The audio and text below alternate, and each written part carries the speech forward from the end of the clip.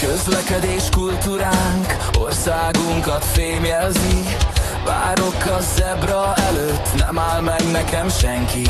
Ha van lámpa, akkor is 20 éva meg zöldre vált. Néhány így is belehajt, résen lenni sosem árt. És még neki jár feljebb, az egész Pestől ezen zeng. Jobb, ha nem is adod át anyádnak, hogy mit üzent. Háborúban állnak már buszok, bringák és taxik.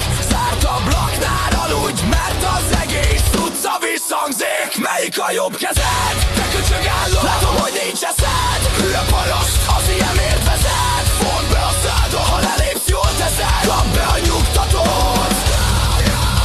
Melyik a jobb kezed? Te köcsög állod, melyik a jobb kezed? Hülye paraszt, az ilyenért vezet. Fogd be a szádot.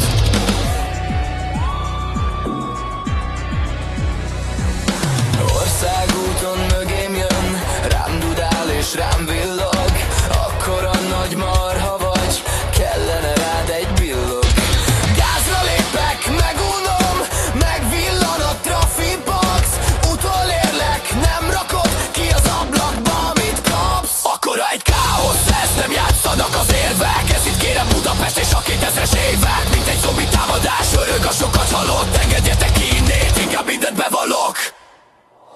Melyik a jobb kezed? Te köcsög állat, látom, hogy nincs eszed. Hülye paraszt, az ilyenért vezet. Fogd be a szád, ha lelépsz, jól teszed. Kapd be a nyugtatót. Melyik a jobb kezed? Köcsög állat, melyik a jobb kezed? Hülye paraszt, az ilyenért vezet. Fogd be a szádat, ha lelépsz, jól teszed.